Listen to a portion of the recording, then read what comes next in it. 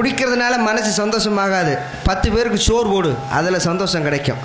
பெத்த பிள்ளைகளுக்கு நீ சம்பாரிச்சிட்டு வந்த காசில் தின்பண்டம் வாங்கி கொடுத்து பிள்ளைகளை தின்ன வச்சு அழகுவார், அதில் சந்தோஷம் இருக்குது. கட்ட பொண்டாட்டியை கண்கணங்காமல் வச்சு காப்பாற்று, அதில் சந்தோஷத்து இருக்குது. இந்த கூட்டத்தில் பிறந்துக்கிட்டு பேசுவாடு, நான்லாம் ஆம்பளைடா போட்டா அப்படின்னு பேசுவாங்கள்ல. ஆம்பளைத்தனம்னா என்ன? தண்ணியை போட்டு ஊரில் கலவரம் பண்ணிவிட்டு அவன் ஆம்பளையா? பெரிய காலமாட்டை அடக்கிட்டாவே ஆம்பளையா? இளவட்ட கள்ளத்துக்கு போட்டாவே ஆம்பளைத்தனமா? அதெல்லாம் ஆம்பளைத்தனமே கிடையாது. ஒரு பிள்ளைய கல்யாணம் பண்ணி அந்த பிள்ளைக்கு ஒரு குழந்தைய கொடுத்துட்டா அது ஆம்பளைத்தனமா? அது ஆம்பளைத்தனம் கிடையாது. ஆம்பளைத்தனம்னா என்ன? 3 காரியத்தை சரியாக கடைபிடிக்கணும், அவன் தான் ஆம்பளை. எந்த 3 காரியம்? பெத்த தாய் தப்பனுக்கு கடைசி வரைக்கும் உட்கார வச்சு கஞ்சி ஊத்துறியான் பாரு, அவன் ஆம்பளை. கட்டின பொண்டாட்டியை அடிக்காமல் கண்கலங்காமல் வச்சு காப்பாத்துறியான் பாரு, அவன் ஆம்பளை. பெத்த பிள்ளைகளை நல்லா படிக்க வச்சு அந்த பிள்ளைகளுக்கு ஒரு நல்ல வாழ்க்கையை ஏற்படுத்தி கொடுக்குறான் பாரு, அதை ஆம்பளை. இந்த 3 விஷயத்தை யார் சரியாக செய்கிறாங்களோ அவன் தான் ஆம்பளை. தண்ணியை போட்டு சுற்றுறது ஆம்பளைத்தனம் கிடையாது, ஊரில் கலவரத்தை இழுத்துறது ஆம்பளைத்தனம் கிடையாது.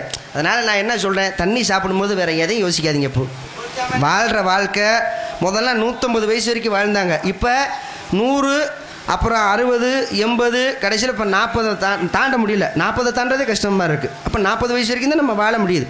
அப்போ இந்த குறுகிய வாழ்க்கையில் நம்ம எப்படி வாழணும்?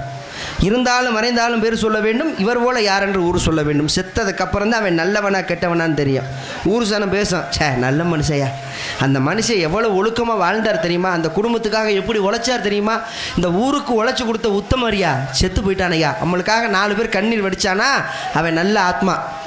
செத்துட்டான்னு வைங்களேன், அப்பா செத்துட்டானா இன்றைக்கி தாண்டா நம்ம ஊருக்கு தீபாவளி, நாசமாக போகிறவன் விளங்காத போகிறவன் சாகட்டும் செத்து தொலைட்டேன் அப்படின்னு சொன்னானா அந்த ஆத்மா நரகத்துக்கு கூட போகாது, அலையுமா நாயா தெரியுமா.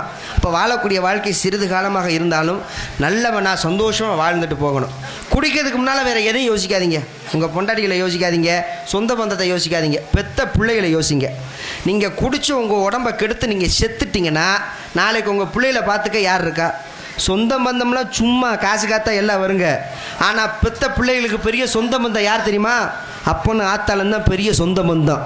அவங்க தான் ஏமாத்தாத ஒரு நல்ல தாய் தப்பன்கள். அதனால் தயவு செய்து குடிக்கிறவங்க இனிமேல் குடிக்காதீங்க, உடம்புகளை பார்த்துக்கோங்க. உங்கள் பிள்ளைகளை நல்லா படிக்க வச்சு பிள்ளைகளுக்கு ஒரு நல்ல வாழ்க்கையை ஏற்படுத்தி கொடுங்க.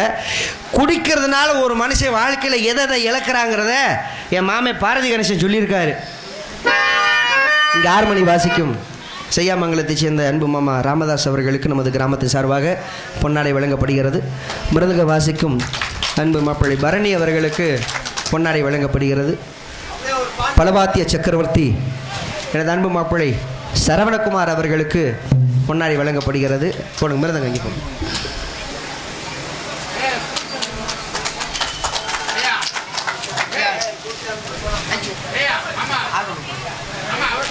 போடு போடு போடு.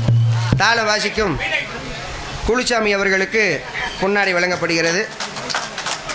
குளிச்சாமிக்கு போடுங்க. மைக் செட்டு போட்டாச்சா? உனக்கு எதுக்கு துண்டு? நீ மொட்டை குண்டியோட தானே குளிக்கிற?